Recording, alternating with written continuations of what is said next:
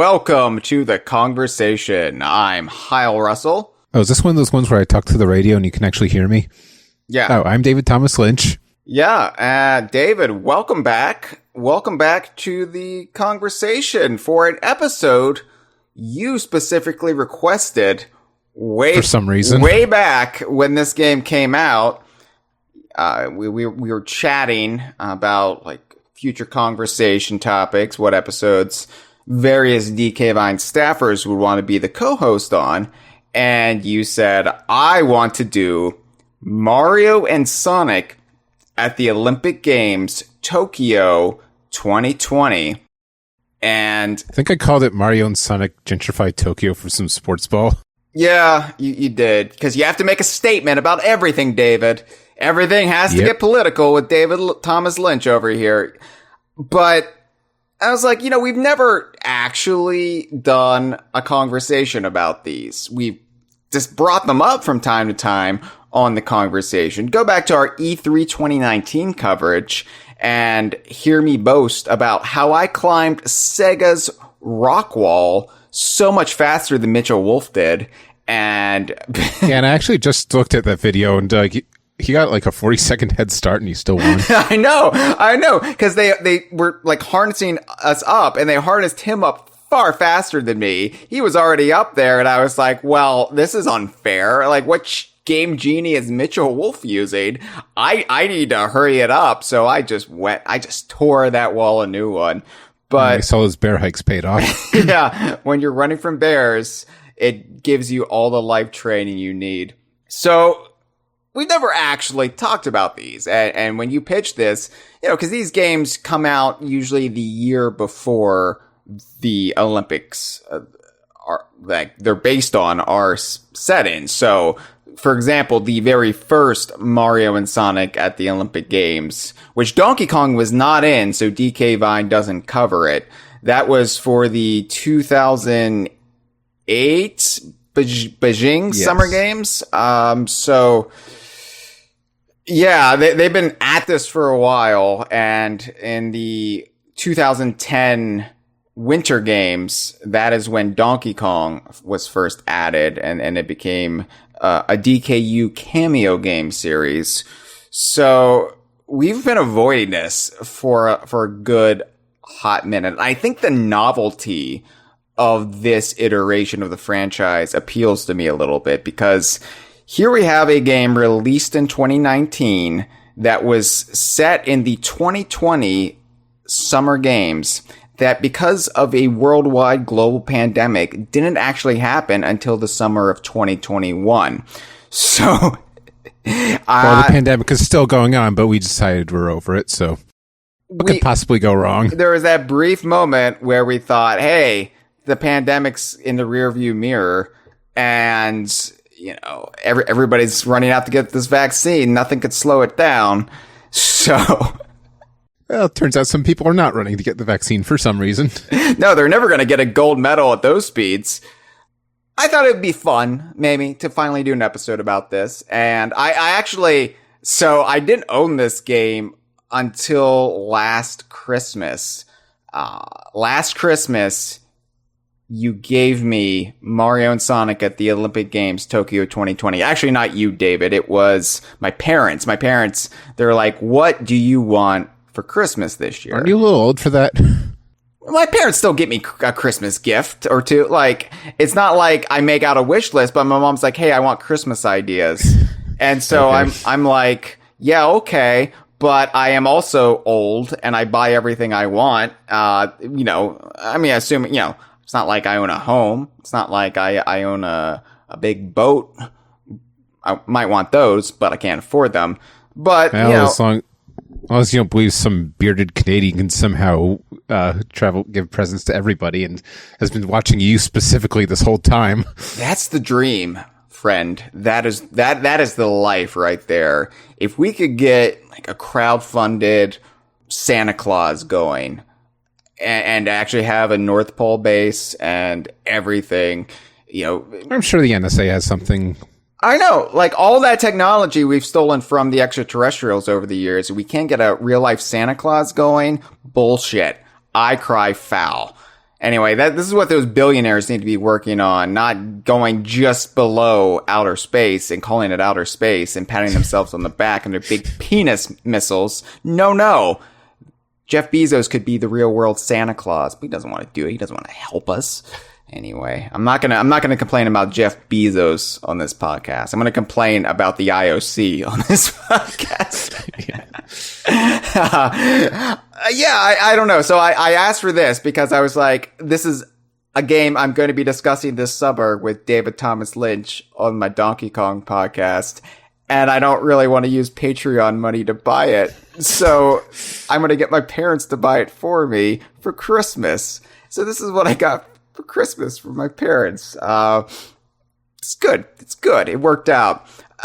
So I paid like, $60 or however much. Yeah. It's not worth that. Let me just say. This is going to be a full-on negative criticism of the game. By the way, if you're tuning in to hear DK Vine bash a frivolous little sporting game with Mario and Sonic, we're not going to bash it completely. I definitely have critiques of it, but we're more going to be looking at the absurdity of it and this whole series really just existing and the weird lore implications that come up when you say, oh yeah, Donkey Kong, he competed in the Olympics. Because I have questions, David. I have so many questions and I have theories too. So it's not just me coming in empty-handed. I have a lot of feelings and thoughts about this game. First of all, though, I just want to say, if you enjoy DK Vine's Olympic coverage, if you enjoy our round-the-clock reporting from Tokyo, then please support us on Patreon, dkvine.com/Patreon. And you'll know that money won't go towards me buying Mario and Sonic at the Olympic Games titles. I get my parents to do that for me. I would get Jeff Bezos as Santa Claus to do it, but he has no interest. So anyway, support us on Patreon. Check it out, dkvine.com/Patreon. You can listen to these episodes live as we record them. Want to give a shout out really quick. Jebaha. Jebaha is in the chat. John Tessier is back. And Gibbon is there, but Gibbon's also a patron, but Gibbon also works on the site. So Gibbon, I'm not counting really Gibbon. But anyway, thank you, Gibbon. Thank you, John. Thank you, Jebaha. Thank you all. So anyway, you can join them. You can be amongst friends. $5 and up. You can also get the Kongversation a day early, before the podcast networks get them, before YouTube gets them, before SoundCloud gets them. 24 hours in advance, you'll get the Kongversation. Well, technically YouTube gets it, but you get a link early. Yeah, so. You get a secret link, but you know what I mean. It's like using the Fast Pass in Mario Kart Tour. It's like, oh, I have this ticket. I can play this cup a day early while it's still under construction. Oh, wait, you mean all the cups are under construction? This construction thing is just a sham? Oh, that's what this is. dkvine.com/Patreon. Not the last time I want to bring up Mario Kart Tour on this podcast, because there is some linkage between this and that. And we'll get into that when we get into our continuity discussion. All right, so David, I'm always talking sports with you. I feel like a regular Joe. I feel like a man's man. Yeah, somehow I became a resident jock. Just sitting back, having a brewski with my buddy David as we discuss the sports ball. I am a jock, and these are my jams. Are you all ready for this? I think a lot of the jock jams wound up in the Donkey Konga games. I might be wrong there. Ditties was definitely a jock jam. All right, so as I made clear that when we last sat down to discuss the sports ball, David, I am not a sports ball guy. I played golf with my dad.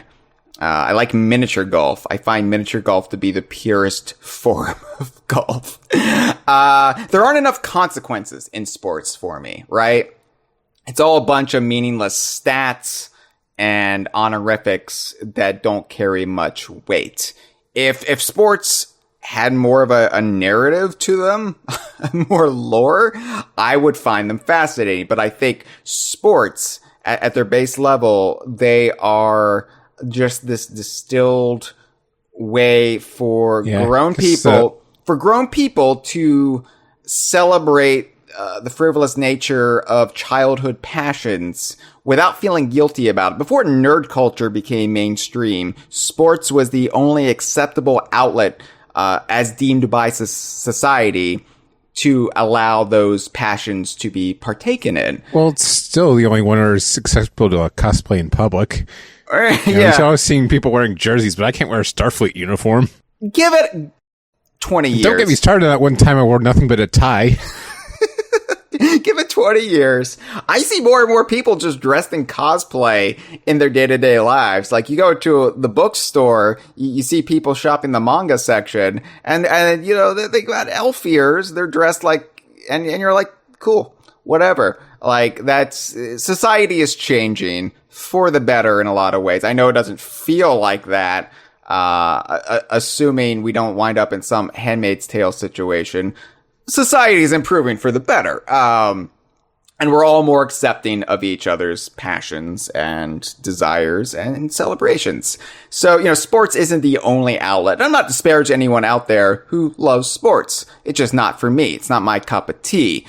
But there are some sports I do take a fancy to, if they're on TV, and I'm sitting there, I will kind of get into them. And I found that I like sports that have sort of an international scope to them. So things like the World Cup, I kind of get into because I like all of these nations and countries coming together, and competing. And I like Formula One racing a bit for that reason too. It's just very international. It's basically like James Bond soaked in gasoline or petrol, as James Bond would say.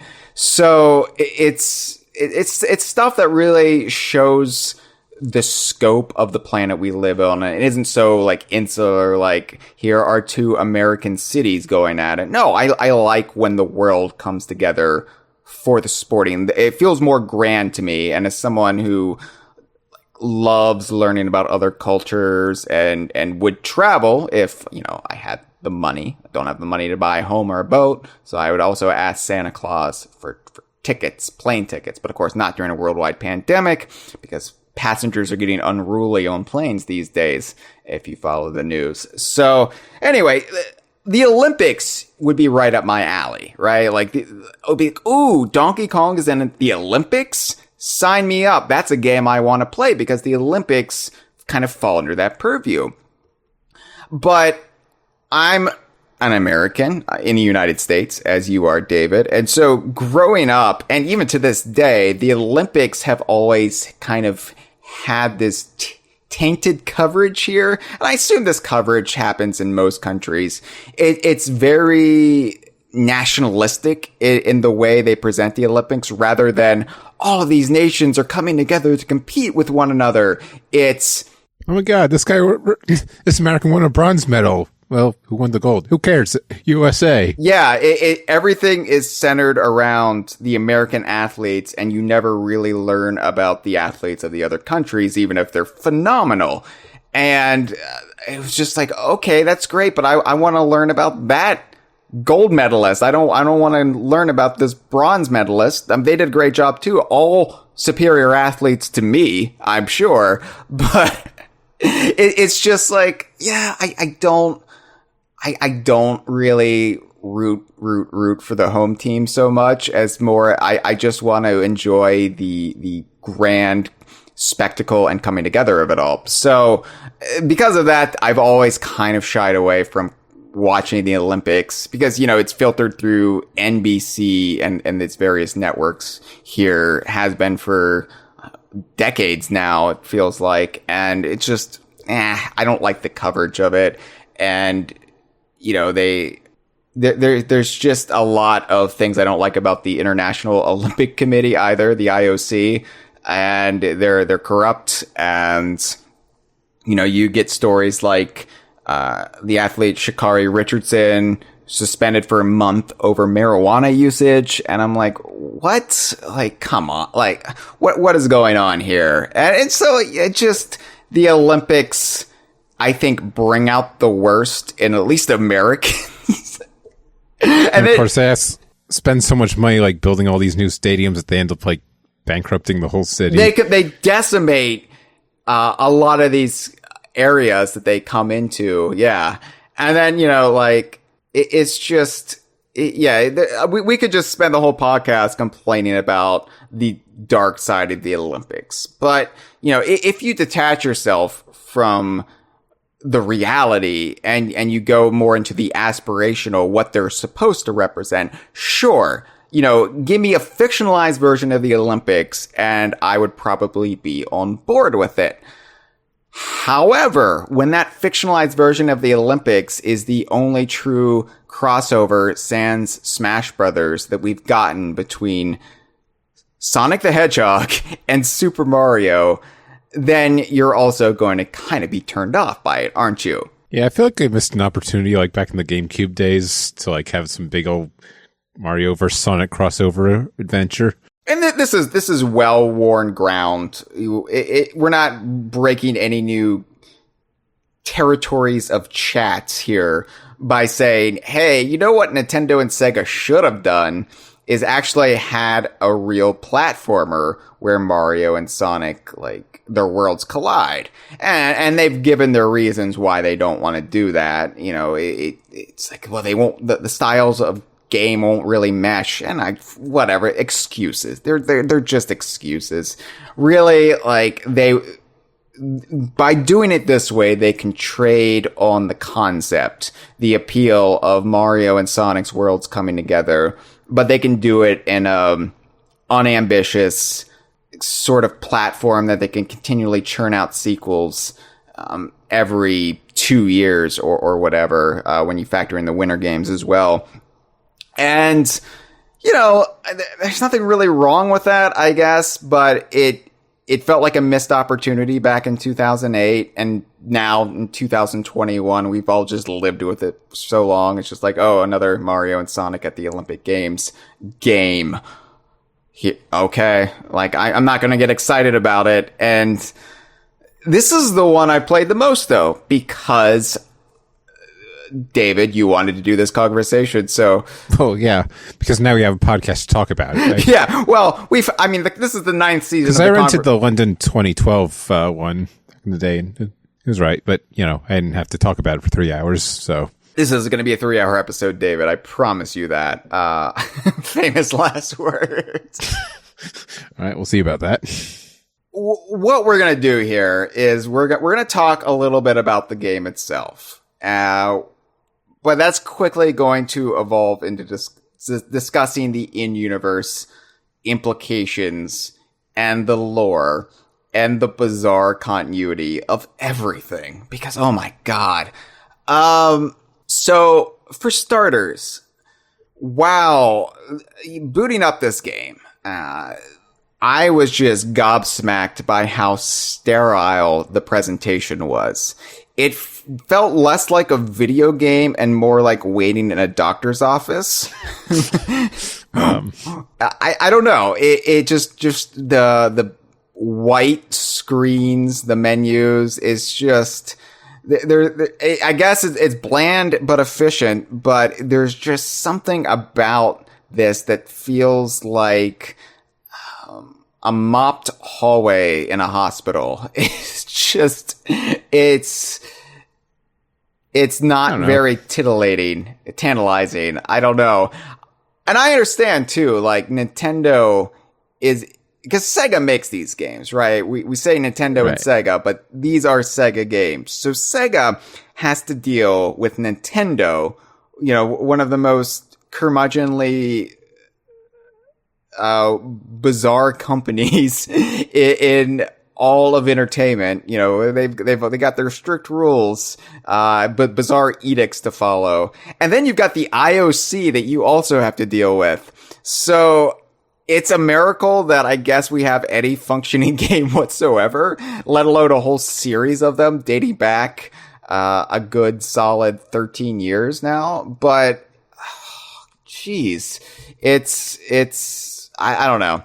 I complained about Super Smash Brothers 4's menus back in the day and how chaotic they were. I would take the chaos over just how uninspired this is. But anyway, it's a small complaint.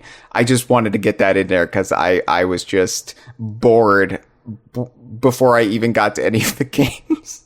Like there's like a quick match and you can just like select a sporting event, but I don't know. There's not really anything to like tie them together. Yeah, I guess. Yeah, I mean, it's designed for quick gameplay. Like especially if you want to play with friends or whatever, you know, here it's just you can get into it really quick. But you would think a big colorful union like Mario and Sonic coming together would I don't know, have more color to it. So I was also really, I guess, frozen, deadlocked when I started the game because, and this could only happen to me, David. You have to select your country, and this is the flag that will be next to your character when you compete in online events. Not just online events, though, in local gameplay too. So you have to select, you know, a country that's competing. A country, yes. Yeah, that's competing in these Olympics. And you're like, well, Hyle, you just said you live in the United States. Why don't you just pick the United States? Well, here's the thing. I'm not playing as Hyle Russell, a me character or an Xbox Live avatar. The character you, who is me, Hyle Russell, the self-insert character that is canon. Right. You're playing as Donkey Kong, and you have to figure out which country Donkey Kong is from. Yes. So I was like, okay, well, Donkey Kong Island, the Congo jungle. I guess, you know, DK Vine has long posited that Donkey Kong Island is off the western coast of Africa. And because a couple sources like Super Smash Brothers and Mario Golf Toadstool Tour has an alternate spelling of Congo jungle with the C, which is actually an alternate that is in fact the real life Congo jungle. You go back a ways and it uses the K. So anyway, we've said that it is probably at least parallel to the Congo, the real world Congo. So I looked for the Democratic... Congo with the C. Yeah, I looked for the Democratic Republic of Congo, not competing in the Olympics. So I was like, huh. So, like, the closest country was Angola? And I was like, but why would Donkey Kong be representing Angola? Like... And then my brain just collapsed in on itself, David. Well, I think, and I was thinking maybe selecting like the UK because, you know, best known games were made by a British developer. Yeah, so. Yeah, maybe, or Japan because, you know, the parent company is Japanese. But I was like that. Yeah, I went with the US. That way, if I ever go online, they'll be like, oh, yeah, the US. American. Yeah. So basically, what I did was just vowed to delete my data and like clear my records out. And then when I finally figure out what to align Donkey Kong with, then I will actually have that be, my permanent, like, saved record. But that really gets us into more, the lore of the game and why. Yeah, you can select Russia for some reason, even though you can't select Russia in the real Olympics. Yeah. The Russian Federation is in the game, and I don't know if this game was developed before Russia was banned, or if the whole doping scandal. I'm not quite clear on when that kind of shook out. There are Russian athletes competing in the Olympics, but they're basically unaffiliated. So, yeah, well, they did the same thing in 2018. Okay, yeah. But Mario and Sonic weren't at those Olympics either, so fuck that. Yeah. So anyway, so I just picked the US for now, but I'm going to delete it because it doesn't feel right for me to have Donkey Kong being represented by the American flag. It's just, what I'm like, this raises a lot of questions that we'll get into, like why these various characters... the flag of retro studios. Sure, but why these various characters are represented by these flags? Because when you're playing in single player, it's randomized what flag is next to what characters. So, Mario could be represented by, I don't know, Croatia. I haven't checked to see if Croatia's there, but you know what I mean? Like, it's complete nonsense. And maybe you just have to think, okay, well, the flag, that part isn't canon. That's just to tell you who you're playing against. Well, it's because the IOC doesn't recognize Donkey Kong Island or the Mushroom Kingdom. We'll get into that, David, too. Yeah. So just pick a random country. Oh, today I'll be represented by Brazil. I'm going to be from New Zealand for some reason. I have thoughts on all of it, don't worry. But I assume you were worried. So I do want to talk about the gameplay and the various games themselves. And I will do it quickly because I don't think either one of us really wants to talk about the game all that much, even though this is the episode you wanted to do. It's all right, I guess. This has been a File 2 production. You're not getting out of it this easy. We do have a call to take, and so I thought we would let one of our listeners define the game for us, and then we don't have to do quite as much work here. So let's go ahead and hear what the caller has to say about deep breath here. Mario and Sonic at the Olympic Games, Tokyo 2020. Or if the cover says Tokyo 2020, Mario and Sonic at the Olympic Games. But then the spine has it in the proper order, so we'll go by the spine. Sonic and Mario at the Games of the 32nd Olympiad. All right, let's play the call. Hey, Hyle. This is Jebaha. I have not called in, I think, a year now at this point, but I've had a lot going on in life. I got married, and I've just now bought a home, and regardless, I'm heading home from work now, and I saw on Facebook as I was walking out that you guys are going to be doing an episode on Donkey Kong being an Olympic athlete. I don't really have anything to add as far as how that would apply to the lore. That's more, I guess, what more you are going to be doing, and I look forward to hearing that. But I guess I'll give a little mini review of the game. Played it with a buddy of mine. It is the very definition of mediocre. As novel as the idea, as Marvel and Sonic at the Olympic Games is, and how hilarious that sounds on the outset, please don't make any more. It's not good games. But regardless, Donkey Kong is broken. If you actually had it in Olympic Games, at least in my opinion, too strong. But hey, that's what makes it so great. One more thing.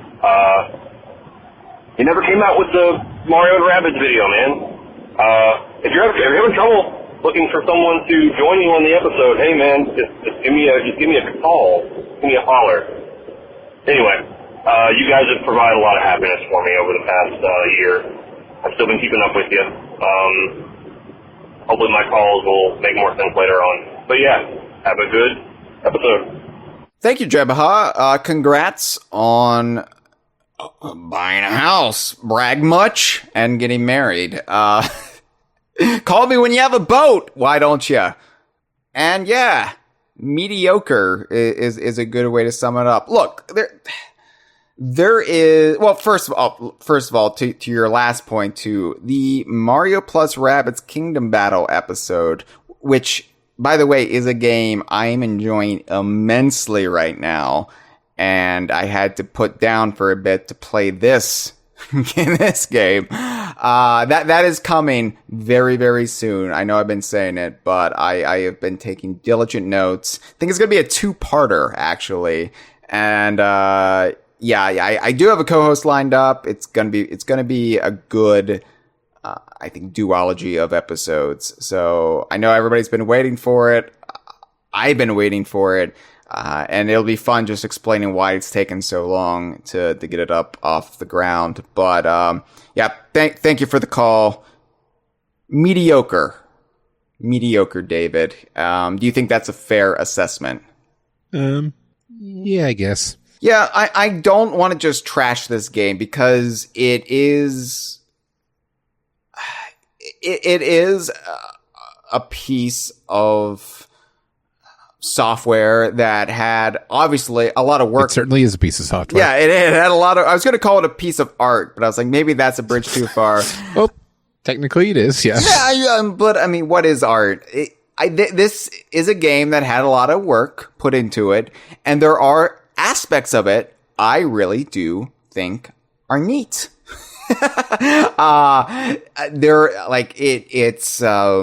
There are some Olympic events in this game that are fun, amusing to play as. I think the story is batshit insane. Maybe not quite batshit insane. It's not Mario Tennis Aces level, but it's more bug shit insane. It's a little smaller dollop of excrement. There are things to like about this game, and if you are a Mario and Sonic fan, or Mario or Sonic fan, if you're a fan of one or both of the properties, I think you'll get more out of it vis-a-vis fan service. If you're coming into this, though, just as a Donkey Kong fan, there's not a whole lot to really sink your teeth into. Donkey Kong's in it, Diddy Kong, there's a little bit, and it also comes like really late in the game too. Yeah. Diddy, he's unlockable in the rugby game, in story mode. Diddy is there though, but there's just not a whole lot there, and I question why Donkey Kong had to be in this at all. It feels like he's just in it because of tradition, because he is a cameo game character of renown, and he was in the Mario Kart 64 cast, which is kind of the prototypical cast that all these games were sort of gelled in, and it's the mold that all cameo games that came after followed. Granted, I mean, Super Mario Kart and stuff, but I think Mario Kart 64 really shored up who the essential components would be, and then other characters have been added to it over time.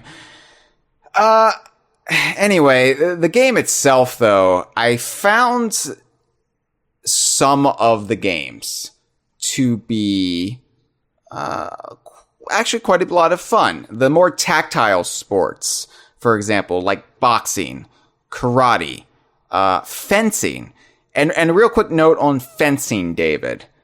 It was during the fencing, the first time I booted up fencing, and I was fencing as Donkey Kong, that it dawned on me that there are two animal buddies in the Donkey Kong series with fencing names, Engard and Perry.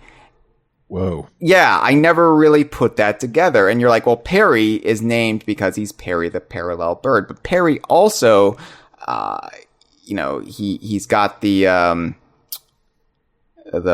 beak, and he can take out booty birds, right? So it's like Perry. It's like you're got a fencing. What do they call it? Sword? I don't know what I don't know what the terminology is. Yeah, it's foil. Foil. Yes. So then you've got Engard, obviously. That one you should know, but yeah, Perry kind of threw me for a loop. So when I was playing the fencing game and all this terminology was being thrown at me, I was like, oh my God. Because I was like, haha, Perry, like the parallel bird. And then the match started and it said Engard. And I was like, what? Anyway, the equation says espresso, which was weird. Yeah. Glower the tadpole. I was like, what does that even mean in fencing? The equestrian event was also, it's also fun. It's clunky, but I enjoyed it because it was something to do that wasn't just tapping a button relentlessly, because that is where this game really falls. Yeah, and I actually like the sport climbing. That reminds me of a DK King of Swing. It reminds me like that E3 video. Yeah, it's a harder to control DK King swing, in my opinion. DK King swing feels more intuitive than the rock climbing or whatever it's called here is. Because, I mean, if that was intentional, then probably Diddy would have been the guest character instead of Rouge. Yeah, that's the thing. Why is Diddy the guest character in rugby?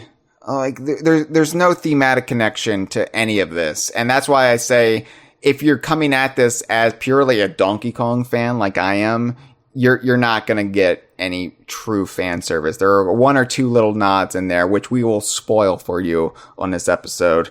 But, sure. Forgot the spoiler alert for this game that's been out for a year and a half. Spoiler alert. They all die in the end. Clearly, like, Donkey Kong didn't even need to be here. Like, the fan service is purely from a Mario and Sonic. And really Sonic. Like, Sonic comes away smelling like roses. Because this is a Sega game. So it's like Sakurai is always gonna excel with the Kirby fan service. No matter what Smash iteration it is. And then, you know, other franchises are kind of gonna be left out in the cold a little bit. This is basically the Olympiad version of Smash 4 for the Donkey Kong series. I thought the equestrian event was okay though, and that's funny to me because we talk about the ponies quite a bit on this podcast whenever you're on, David. For some reason, ponies always come up because a lot of these events... I do like My Little Pony. A lot of these events are in other Mario sports games, or at least in some iteration they are. You've got Mario Sports Superstars for the 3DS that had the ponies. There's table tennis in this game, which is basically a really stripped down version of Mario Tennis. And there's also badminton, which is also a stripped down version of Mario Tennis. Yeah, badminton is just Mario Tennis without the extra bounce. And I enjoyed those, but it just felt like, oh, I could be playing Mario Tennis right now, but I'm playing this worse version. So those are the games. I mean, I did like the worst version of DK King of Swing that they had. So yeah, that's true. Sometimes, of course, when's the last time we've had a version of DK King of Swing? Jungle Climber was the last one. Like, we just had a Mario Tennis game the other year. So I don't know. Like, it was the track and field events that I loathed. I thought they were just bottom of the barrel, more basic than a Mario Party mini game, completely unengaging in every way, and actually infuriating at times. They're just button mashers. They're just repeatedly press the A button. Now press this other button. You're done. How'd you do? And I understand. Yeah, it's over like 10 seconds. I understand when you're bringing over a dozen Olympic sports into this platform. You need to come up with simple control mechanisms for all of them. And it can't be easy, but I don't know. Like, there's a reason I was more engaged when you had a more robust control scheme versus just the mindless mashers. They did not do it for me. And I felt like some of the sports also fell victim to this. I was excited about surfing. And surfing was just a complete dud for me because of the control scheme. But in all honesty, I'm sure, surfing is probably more boring than people realize because it's a lot of just paddling around waiting for that wave. And, there's that NES. I don't know. I kind of like surfing. Yeah, there's that NES surf and skate game with the Funky Kong XP before there was even Funky Kong as a character. I liked that, but surfing was also the weakest aspect of that game. So I did like the skateboarding one. Kind of play like a simplified Tony Hawk's Pro Skater. It was very simplified. But you don't have to give Activision Blizzard any money, so... Yeah, so I think Mario Kart Tour is a better simplified Tony Hawk, though, than this simplified Tony Hawk, in my opinion. I don't know. The trick tracks on Kart Tour are a lot more fun for me than this was. So I'm saying all this, though, from the perspective that I did not try the motion controls. David, I know you did, and I want to hear your perspective. A little bit. Do they make them more fun? Sport climbing, I did for sport climbing, which took some getting used to. It was like, is this what real sport climbing is like? But I think I prefer the shoulder buttons on that one. I did also do a bunch of 100-meter runs, and it's kind of like, that Wii Sports style waggle. Yeah. Probably not going to play it again, but if I got a bunch of that Wii Sports audience, maybe have some fun with it, I guess. It was better than mashing buttons, I suppose. Yeah. I would not recommend the button controls on those games. But I think boxing was a lot of fun. Karate was a lot of fun. Anything involving fighting was fun with the button controls. But, track and field just wasn't it. Javelin in particular. Did you ever get the hang of the javelin? I think so. I mean, I got enough of a hang of it to get through the story mode. Yeah, I don't know. The javelin kept falling limp for me, and I was like, "This is a metaphor." For me, it was the discus throw. Like, I think I kept rotating the control stick as fast as possible, like a Mario Party game. But I think that one makes you foul up. Did you rip the skin off your palm? I think they make control sticks better. Okay. Yeah, the N64 analog stick was a death trap in its design. And then there were the 1964 games, the Tokyo 1964 games, which is the... Yeah, they're styled like video games of 1964, I guess. Yeah. So this is a good time to launch into the story mode, because this provides the justification for the 1964 Tokyo games. And so this is the bizarre nature of this concept.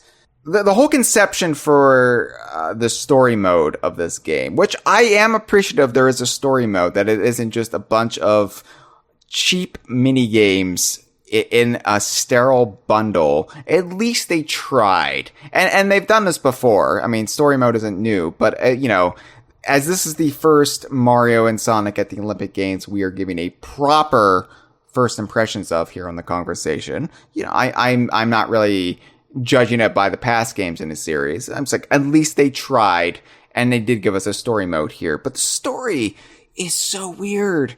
So it revolves around this device, this little video game arcade console called the Tokyo 64. And you're like, well, that's clever, because the last time the Olympics were in Tokyo was 1964. And obviously 64 is a number that has great significance for Nintendo and Mario and Donkey Kong. So yeah, Tokyo 64. It's a play on the Nintendo 64. Okay. All right, I get that. It's a Nintendo 64 reference, but the actual games that take place in the Tokyo 64, because spoilers, Mario and Sonic get sucked into this device and it gets stuck in this video game world.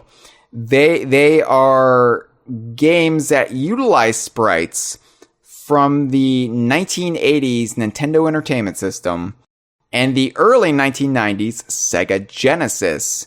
Now, if they were really committed, it would have just been a bunch of green dots on an oscilloscope like 1964. Yeah, exactly. I was just thinking that. So, tonally, it doesn't know what it wants to be, because they want to have these retro sprites of Mario and Sonic competing against each other, but they don't even get the eras right. Like it should be Super Mario World, Mario and Peach and Bowser versus Sega Genesis, Sonic the Hedgehog and Dr. Eggman. It's so disjointed. And then they compete in these 2D games that I guess take a page from various, 8-bit games of the day. But it's just, I don't know. And maybe I'm frustrated because why not just throw in the ACM sprite of Donkey Kong in there too?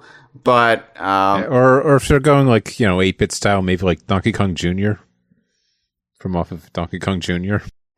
Had they just gone out and had this be the game that fully confirms that the modern Donkey Kong is Donkey Kong Jr. grown up, then we would be singing nothing but praises for this. We're easy to bribe, Sega.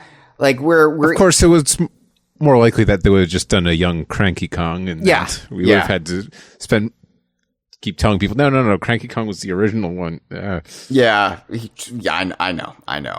That's the go-to sprite they would have used, Super Mario Odyssey style. So anyway, the story involves a trap by Bowser and Dr. Eggman to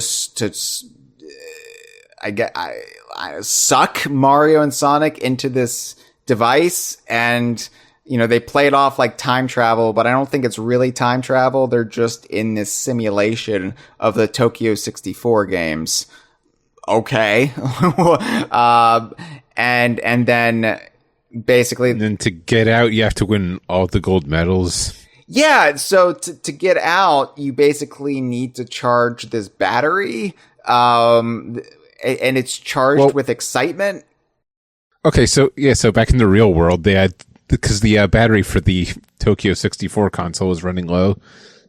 So in the real world, Luigi and Tails and whoever else was joining had to charge this excitement battery, charged by the excitement of the crowd, except during the 2020 Olympics, there was no crowd.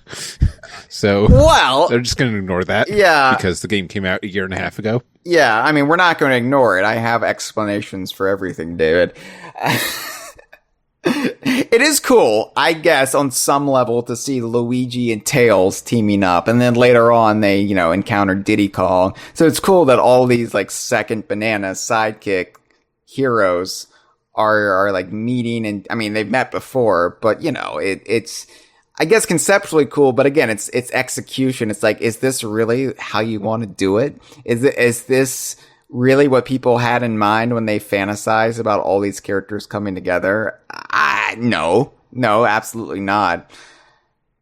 I don't really care for the Tokyo 64 games. They are a novelty, and they're a novelty that can't even appeal to me, because they don't have Donkey Kong elements in it, nor can they keep it consistent what the point is of having 8-bit Mario go against 16-bit Sega characters like Sonic. It's just, I don't know. It feels like they didn't know what they wanted it to be, and because of that, any novelty behind it is just lost in translation. So, you mentioned what are supposed to be the lack of crowds. Obviously, there are stadiums full of cheering people here, but they're all Mario and Sonic drones, like NPCs. Yeah, your Toads and Almachows and yeah. So the Flickies and right, whatever those bunnies were called, and yeah. So does this game take place in the last 2 weeks? Circa 2021. Well, it is called Mario and Sonic at the Olympic Games Tokyo 2020, so... Yes, but officially... It must take place at the Olympic Games Tokyo 2020. Yes, officially, though, even though the games are taking place in 2021, these are still the 2020 Olympics. So, I've seen a lot of speculation that perhaps this game takes place in an alternate 2020 where COVID never happened. And... no, I think it takes place late July through early August of 2021. Because there are the attendees that we see are only Mushroom Kingdom and Sonic World. I know cartoon fans are going to want to say Mobius. Cameron Regal gave me a little education before we recorded about Sonic the Hedgehog's world and what it's called, and I realized it's called Mobius in the cartoons, but not actually in the games, and they go out of their way not to reference what it's called in the games. I think the games just some of the games take place on Earth, like the Sonic Adventure games, I think. I think it's just an alternate. Like all the NPCs are just like regular people, but there's just bright blue animals in this perfectly normal world for some reason. Yeah, I think it's an alternate Earth where you can have anthropomorphic animals running around and it's just perfectly normal. And you have like analogs of Earth cities that aren't actually the Earth cities. But, that's not my area of expertise. And I don't want Josh Wallen, the Geek Critique, to be yelling, screaming as he listens to this. So I'm just going to avoid it entirely. But these two realms are coming together in Tokyo to be spectators in the middle of a worldwide global pandemic. So that raises a couple possibilities here, David. One, those realms, Mushroom Kingdom and Sonic's World, they don't have anti-vaxxers in those realms. Rupert Murdoch's reach has not extended that far. Facebook is non-existent, or at least Facebook is better moderated for disinformation. Or it could be because these entities, these creatures, toads, mushroom people, Yoshis, what have you, they are actually immune to COVID, to the effects of COVID. And, then that raises even more questions. If they are immune to COVID and they're able to just sit around maskless in Tokyo, were they immune to the original COVID? What about the Delta variant? And if they are immune to it, could we develop an even stronger vaccine from their blood? I don't know. But I think we have an in-universe rationale for why there are no actual citizens of Tokyo sitting in the stands in the Tokyo games here in this presentation of them. It's because for whatever reason, the citizens of the other realms who are cheering on Mario and Sonic and friends don't have to worry about COVID. So there you go. But can Mario still catch COVID? Oh yeah, well Mario's been vaccinated. I give Mario a lot of shit, but he is a doctor, even though he is losing his license at the end of October. So, or is that why he's losing his license? Oh my God! Oh no!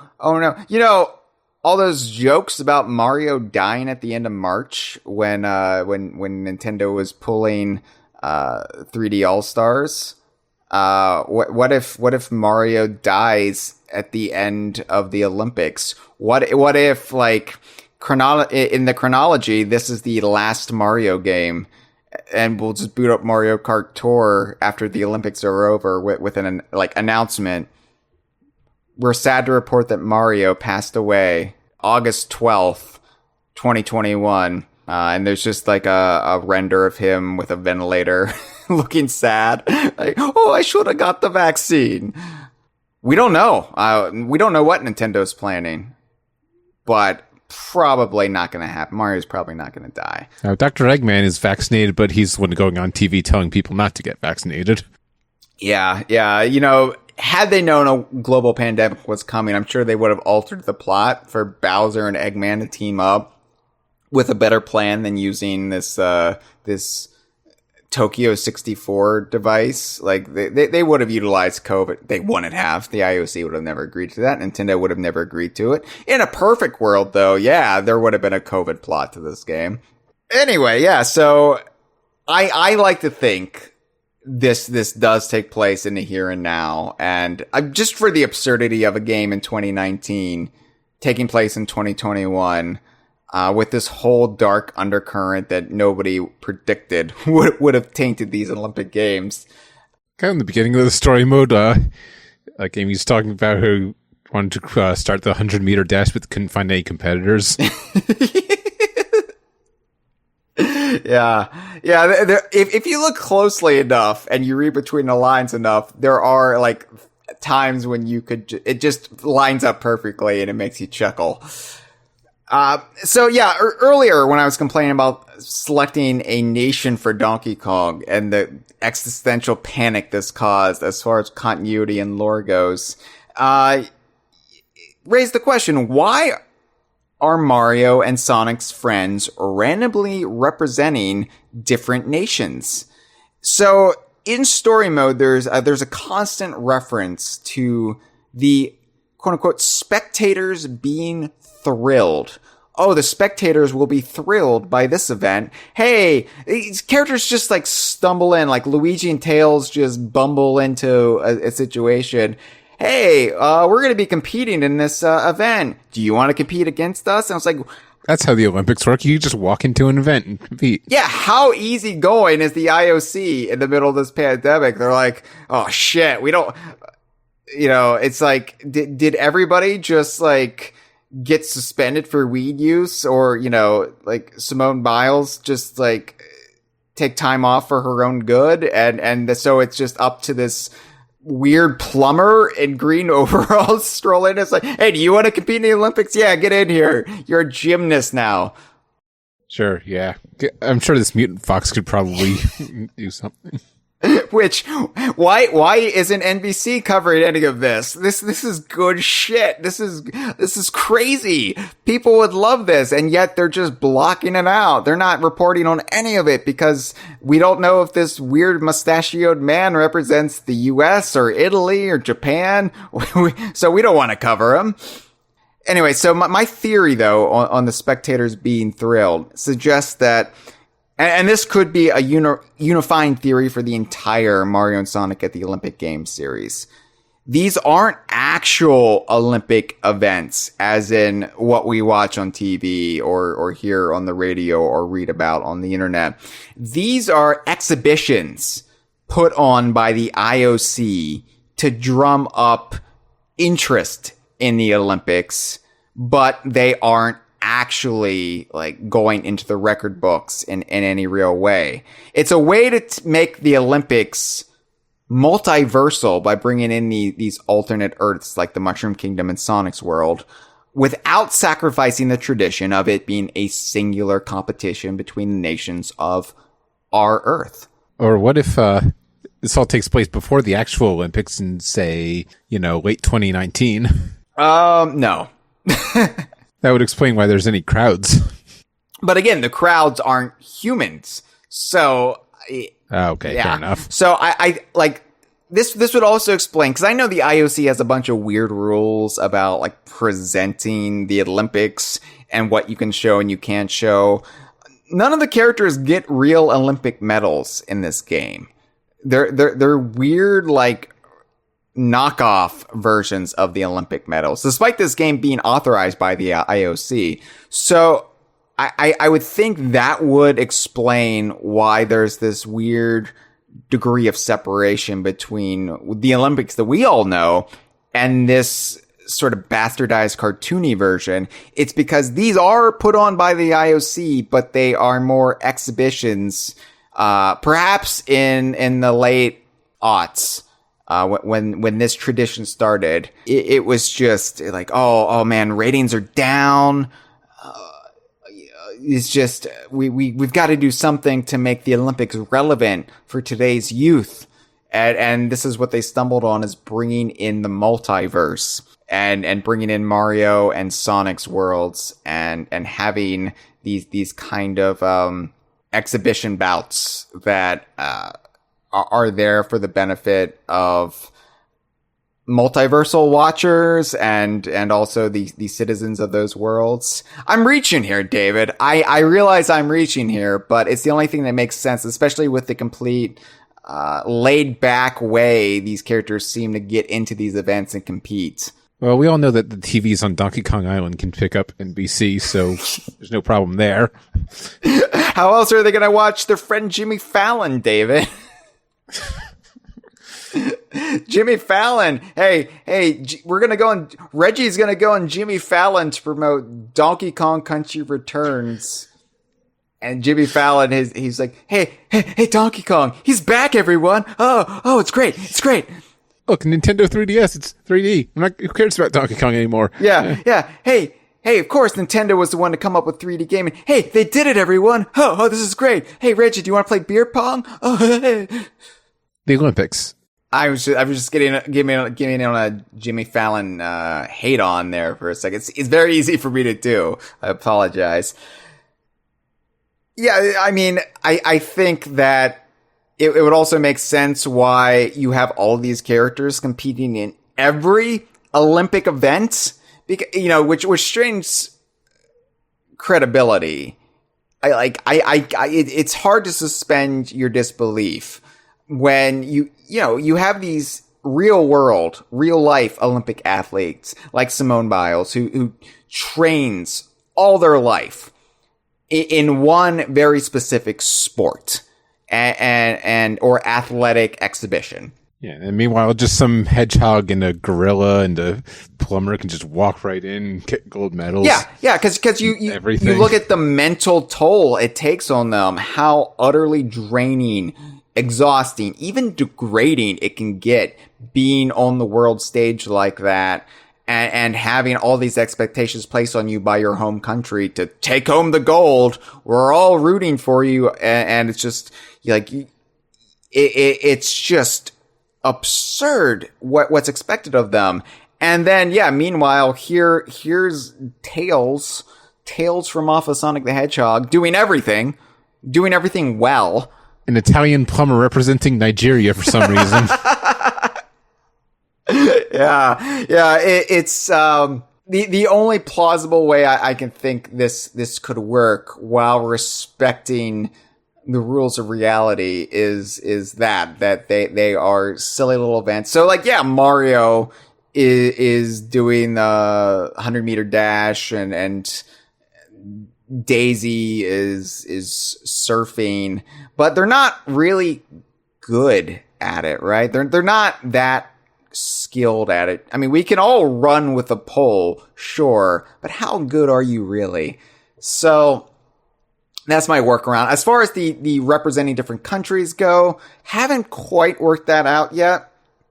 I think it's just it might be a way to get the nations of Earth interested in this exhibition mode, because who the fuck are these? Who's this crocodile man? This alligator man? Who is this metal hedgehog that's running around? What the hell is happening? But you're representing Hungary? Cool. Let's root for you, Shadow the Hedgehog. I don't know. It's stupid. It's stupid no matter how you work it out. But that's I mean, maybe I'll have Donkey Kong be representing the UK because of the rare connection. I don't know. I would like him to represent Donkey Kong Island, but you can't represent Donkey Kong Island in this. Donkey Kong Island gets one mention, but it's not even referenced by name so much. It's just alluded to. So it's a lot to keep me up at night, and this game gives me anxiety as a result. Trying to work out how it all works out, and in a lot of ways, it's just a headache that you almost wish didn't exist. But there are tie-ins. There are ways that the continuity kind of just spills out and works effortlessly. And one of the ways that is the case is Mario Kart Tour.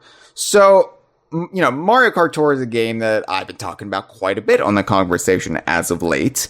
Once I discovered the actual joys that are inherent therein, then I was able to really make it a part of my daily routine. Every morning I get up and I brush my teeth, I get a shower, I wash my face with a scrub that keeps me eternally youthful. And while I'm wearing the scrub as a face mask, I pull out my phone and I play Mario Kart Tour first thing in the morning. And I play the quick. I did that for a bit, but it's taking up a lot of space on my phone, and I have an old phone. Oh yeah, so you can't really. I deleted it, and somehow I'm still constantly running out of space. Yeah, that's just. Do you have an iPhone? Yeah. The old SE, the one that still has a headphone jack. Yeah. My phone was doing that, where it was just. I think Apple was just deleting space on it. It was just Get a new phone. Get a new phone. You can't really enjoy Mario Kart. Hey, now I have 800 megabytes. Oh, now I have no space free. Yeah. You can't really enjoy Mario Kart Tour unless you have the phone for it. But anyway, so I play it every day, just a little bit, drips and drabs here and there. And coinciding with the Olympics, because Mario Kart Tour is arranged, so every 2 weeks you have a new tour. And a lot of those tours often take place in a real world locale. So a couple of weeks ago, they were in Los Angeles, which is really cool because the LA track, it's got various landmarks like Dodger Stadium and the Los Angeles Convention Center. So, oh my God, I can have Dixie Kong, I can have Funky Kong driving right through E3. And LA is a place I've lived in. I have gone on so many work trips to LA over the years that it is essentially a home away from home.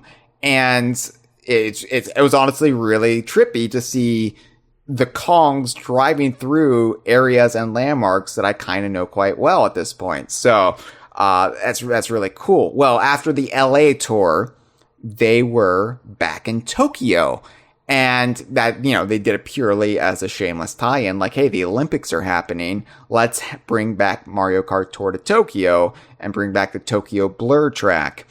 And that's all well and good, but when you think about it, David, and I brought this up on Twitter when I had this realization, Mario Kart Tour went back to Tokyo because Mario and his friends and Donkey Kong are all competing in the Olympic Games, and the only way to make their Mario Kart Tour duties work with their Olympic duties was to take Mario Kart Tour back to Tokyo.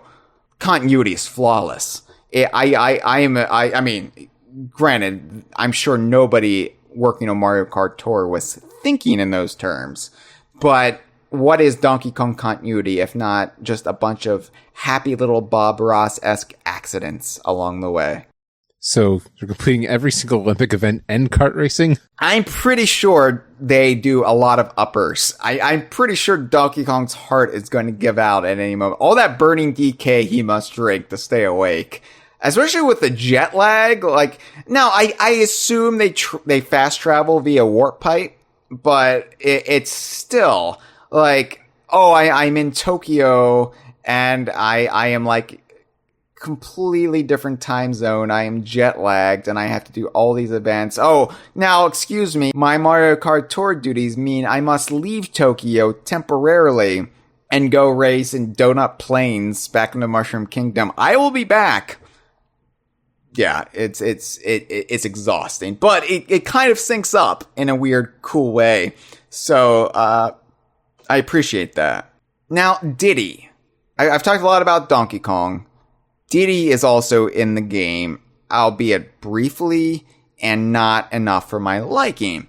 Yeah, so pretty late in the story mode, you get to play a match of rugby with Diddy Kong, and then once you win that, you can play as Diddy in just a quick match, but only in rugby.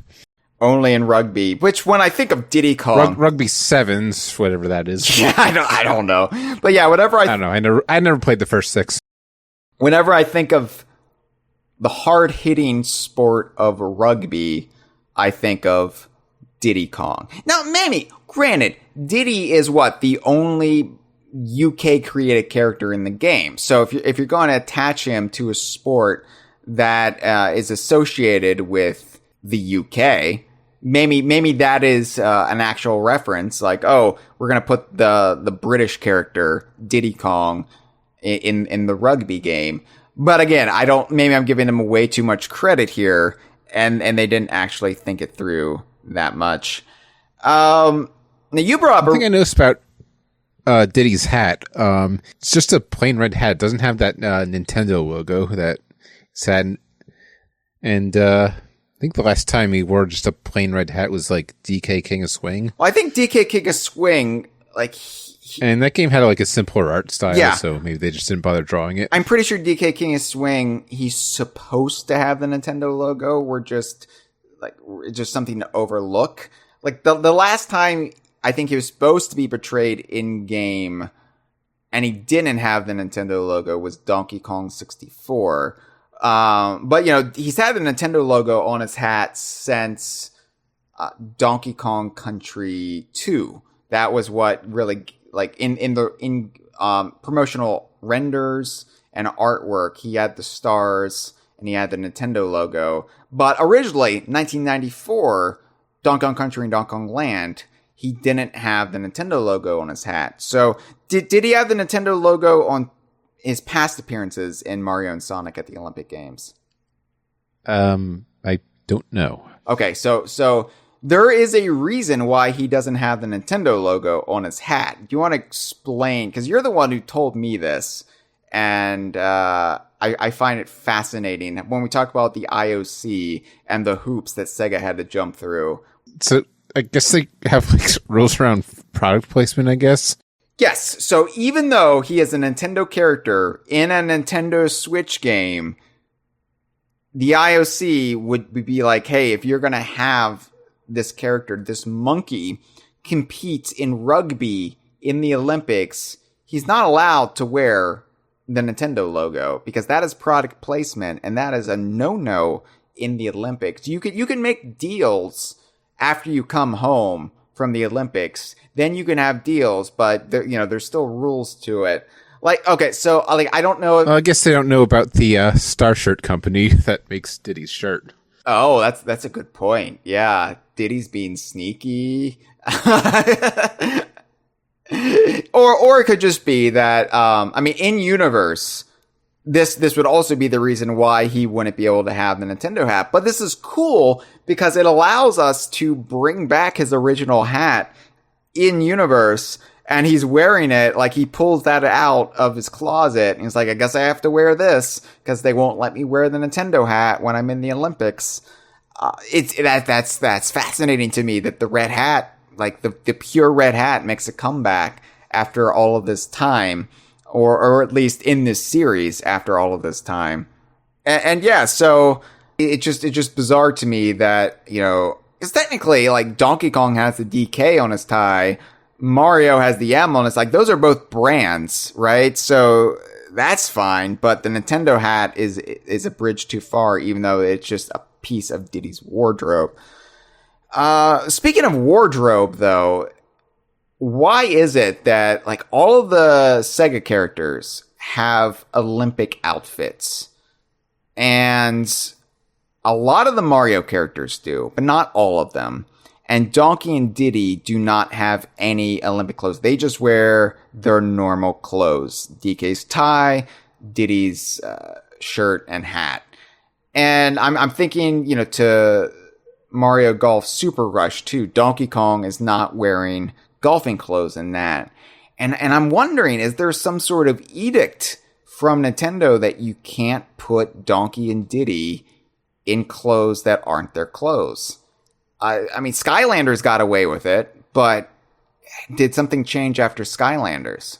But and so is Yoshi and Bowser, but, Sonic and Tails can have shirts, though. Yeah, but I think there must be some bizarre Nintendo edict here, because Sega can do whatever they want with their characters, and they said, yeah, it's cool. All the Sonic characters can be decked out in Olympic gear, but only certain except Nintendo Metal characters. Sonic. Except Metal Sonic, yeah. I don't know. It's a conundrum, and I don't know how Nintendo works. I can figure out the IOC better than I can figure out Nintendo and their philosophy at times. There's still, so I'm still hung up on Diddy here, because you also get some trivia, some Diddy trivia that you can unlock. Yeah, throughout the story mode, you can collect a bunch of trivia, most of which are about the Olympic Games, where it asks you a question and you press the A button to reveal the answer. So, and they also have fun facts about the characters. So, hey, maybe I could quiz you on what they had to say about Diddy Kong. You better be taking notes, because Gruntilda will ask you this at the end of the episode. What body part does Diddy Kong have, but not Donkey Kong? So your mind immediately goes somewhere lewd, right? Like, well, Donkey has the well-defined ass, so I'm gonna say Donkey Kong has the badonkadonk, right? Diddy Kong, this is the correct answer, Diddy Kong has a tail. Donkey Kong doesn't. And the trivia me get for Donkey Kong says, what is the mark on Donkey Kong's necktie? And it shows a picture of Donkey Kong, so you can just look at it. Yes, the answer, and I'm quoting, the answer is DK. Donkey Kong wears a red necktie marked with his own initials in yellow letters. What? For that matter, though, Donkey Kong also gets a biography. Yeah, when he joins you in the story mode. Yeah, so here's Donkey Kong's biography. King of the jungle and superstar of the Kong family. He's so strong, it isn't funny. He'd do anything for a banana or 10.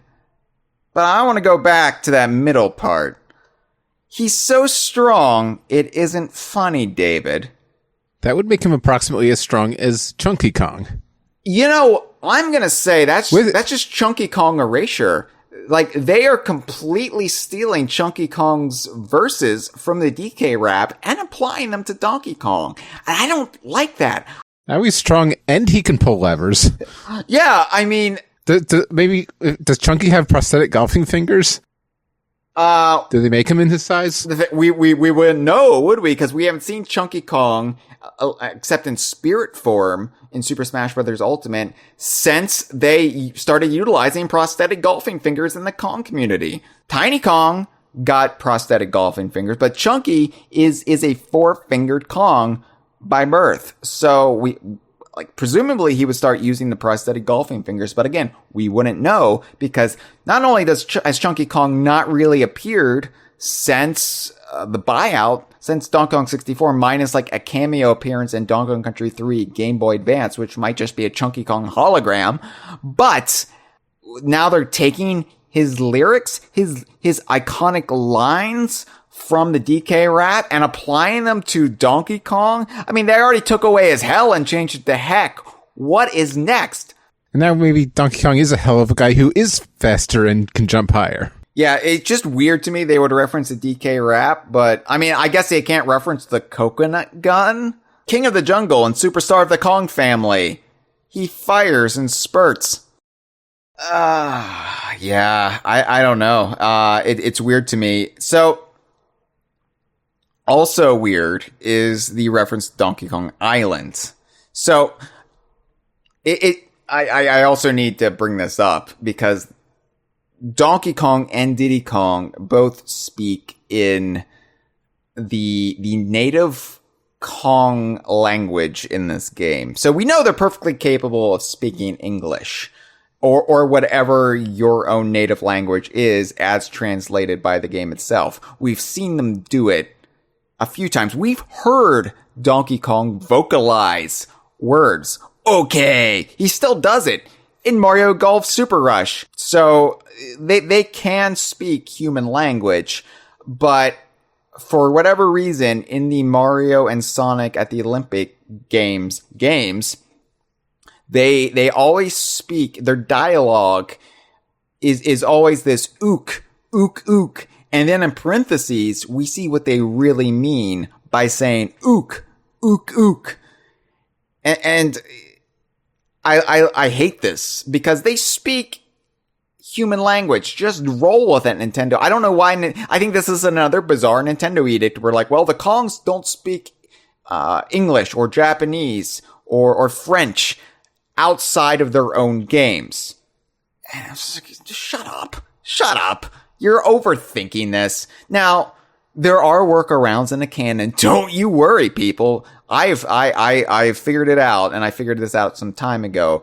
They speak the native Kong language as sort of a code, right? They don't want, like, when they're not on Donkey Kong Island, they don't want their enemies understanding what they have to say. And friends like Mario and Rosalina, they have learned how to speak the native Kong language. So they understand them just fine. But if any like prying humans are nearby, they don't want them to know what they're saying. So that is why they're speaking the ooks in these games. It's all just clever Kong coding. So I don't even know if this would be Donkey Kong's native language or it's something they just learn in Kong College when they're young. Like how they still have like Latin courses in high school. And it's like, why are you teaching Latin? It's a dead language. It's just a way for the overly educated to feel smug. That's all Latin serves. And then if you go on an island populated by intelligent monkeys, then you could just speak Latin so they won't be able to understand you. Exactly. It's just a code. It's just a code for weird people who speak Latin to communicate with each other. But it's a dead language. So I imagine they speak I imagine that Kongs learn the Kong language. Maybe it's something that Wrinkly didn't teach the Kremlins when she ran Kong College on Crocodile Isle. Maybe it is a way for Kongs to communicate with each other. Even though they never use it around Kremlin, so that doesn't really make sense. Anyway, it's a second language they all know. Just roll with it. All right? Anyway, so in the story mode, at one point, when Donkey Kong comes in the story mode, and they use this to set up the surfing event, Donkey Kong is talking with Rosalina, and they're staring out at the ocean, and Donkey Kong says, "Ook, ook, ook," which in English means, "Yeah, I love it by the sea. Takes me back to our old tropical islands," which is a sentence that you could unpack in a couple different ways. And that's what we're going to do. The sea reminds him of the tropical island he lives on. That's one way. But it's very awkward phrasing. Because if you're going to say, "Yeah, I love the ocean. It reminds me of my tropical island." Also, it kind of implies that they don't live there anymore, which that's what that would imply if you're taking it to mean that. However, look closely at the phrasing. Ook, ook, ook. Yeah, I love it by the sea. Takes me back to our old tropical island. What Donkey Kong is actually saying here, David, is that he fucking hates competing in the Olympics. He's tired. He's burned out. He's been Mario Kart touring. He's been practicing medicine in Dr. Mario World. He needs a break. He's burned out, and he has to compete in another Olympic Games. He doesn't even win real gold medals from it. What is the point of all of this? So he's saying, "Yeah, I love hanging out by the sea while in Japan because I know that if I go out on the ocean, it will take me back to my home." Donkey Kong is just looking for an escape route at this point. He look at the intro to this game that is in our YouTube and SoundCloud episode artwork for this episode. Everybody, the Mario characters and Donkey Kong are just coming out onto the stadium, and everybody is looking exuberant or boastful, proud. Donkey Kong is the only one who looks miserable. He's got this almost half stoned expression, and he almost looks like he's just plotting something. And I'm thinking he doesn't want to be there. I'm thinking this is just something he agreed to do because Mario signed him up for it, and it's there's a reason he quit being a part of the Mario Party competitions as an active participant for several years. He got sick of it, and I think he's sick of the Olympics. He's sick of doing this for over a decade. He didn't want to leave Donkey Kong Island in the middle of a global pandemic, but here he is, and so he's just wistfully looking out at the ocean, dreaming of going back. Or maybe I've just overthought it and it's poorly written line of dialogue, and it means exactly what. Yeah, it probably makes more sense in its original ape language. Ook, ook, ook, ook, ook, ook. Yeah, there's a lot of subtleties in the inflection that are sometimes hard to pick up on. Yeah. Speaking of surfing, where the hell is Funky Kong? Okay. this really does upset me because you put Diddy as the rugby guest character, right? Any character in the extended Mario and Donkey Kong cast that would be perfect for an event, a sport that is making its Olympics debut in the 2020/2021 Summer Olympic Games in Tokyo. It would be Funky Kong, the resident surfing character of the extended Mario Donkey Kong cast. What? You couldn't put Funky Kong in this game, even at a limited capacity like you did Diddy? And Donkey Kong is introduced in the story mode, it sets up the surfing. That couldn't be Funky Kong? What are you doing? I know, I wrote off a lot of this game as mediocre and not worth getting upset about, but this agitates me, and it shows. Well, Rosalina just makes sense, Well, because she has cosmic powers, much like that Silver Surfer character. It shows me, I think, that they came up with the cast first, and then they kind of sledgehammered them into these different roles, rather than looking at the sports and like, what would be a cool character that we could utilize that would exemplify this sport? Funky Kong was right there. And it just doesn't sit with me that Donkey Kong would represent. And he was in Mario Kart Wii, so, there's President Mario. He's in Mario Kart Tour. He is literally in Tokyo canonically during the events of these Olympic Games, yet he is not competing in the surfing event. Why is that the case? And it wouldn't make sense for Donkey Kong to be, I know he's not representing Donkey Kong Island, but all the same, it wouldn't make sense for him to be surfing when Funky Kong is right there. Well, David, we can just look to the news cycle of these Olympic Games and the IOC's own decisions for an explanation for this. I also brought this up on Twitter. He was suspended for marijuana use. Even though it's perfectly legal on Donkey Kong Island. It's perfectly legal on Donkey Kong Island, but like Paul McCartney in 1980, he brought a big bag full of weed with him to Japan, thinking it was going to be fine. The IOC tested him, and they were like, Funky Kong, your urine or hair samples or whatever, they're just positively reeking with pot. And he's just like, yeah, man, of course, I'm Funky Kong. And they're like, suspended. And he was like, wow. And so he doesn't get to compete in the Olympic Games. He qualified for these exhibitions. He was all set to go. He had his board polished, but all he can do while he's hanging out in Tokyo is Mario Kart touring. He cannot compete. And that is my hard fanon.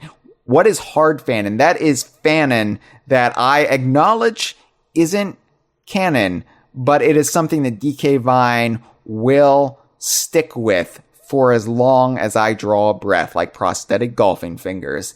That is hard fanon. And so that is why Funky Kong isn't in it. It's the only explanation. And if Funky Kong is never in a Mario and Sonic at the Olympic Games summer event where they have surfing, it's because every time he tokes up and they suspend him. And you think he would learn his lesson, but he's Funky Kong. He's going to go to Dr. Dank's dispensary. Final thoughts, David. I don't know. It's all right. I mean, yeah, that's really what this game is. Like, if you are looking for a fun party game you can play with friends that utilizes the Mario cast and the Donkey Kong cast, or at least Donkey and Diddy Kong for the Switch. Super Mario Party. Super Mario Party. It's right there. It basically does a lot of what this game does, but better. If you're looking for a good sports game, Mario Tennis Aces, Mario Golf Super Rush, NBA 21. If you're looking for FIFA, if you're looking for Mario or Donkey Kong themed sports games, I'm saying if you're in it for the Sonic the Hedgehog fan service, then sure. I could see this game being a lot of fun for you. If you're in it for the novelty of the Mario and Sonic universes colliding, it's not much of a novelty at this point, but sure. Although I would say Super Smash Bros. Ultimate does it a whole lot better. So I can't really say I would recommend this game unless you really want. If you like seeing rare characters compete with Sonic the Hedgehog characters, maybe Sonic and Sega All-Stars Racing with Banjo-Kazooie. Yeah. So many games just do what this, like, any appeal this game has is outdone by many other games. But if you want to see Donkey Kong fencing or doing karate, I guess Karate Kong gave him lessons. I don't fucking know, but yeah, it's there. It's not the worst game.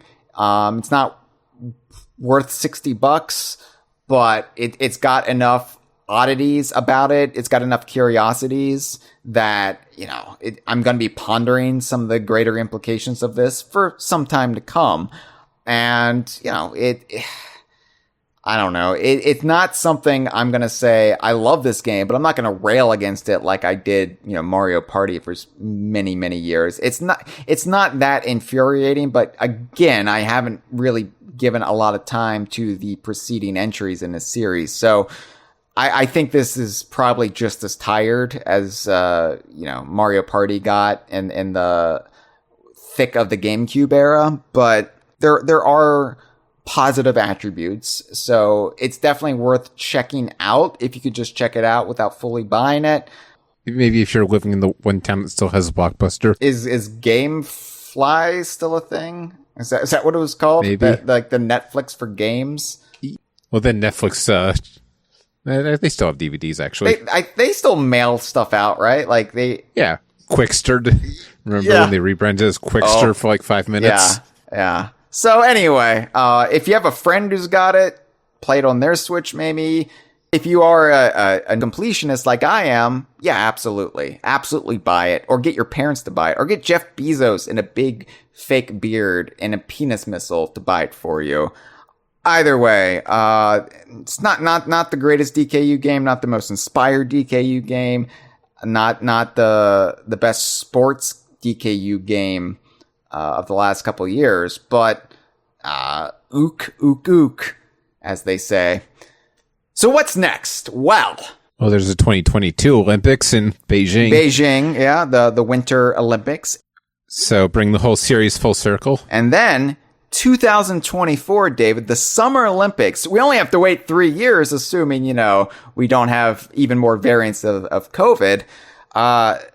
2024, the Summer Olympics are in Paris. And boy, when have things ever gone wrong for Donkey Kong in France? I know I'm gonna get my butt kicked tonight. I'll be in so much pain, I will hardly stand upright. I'm gonna take a thrashing, he's gonna pound me to dust. By the time he's finished pounding, you never recognize me. This has been a File 2 production. Que rico.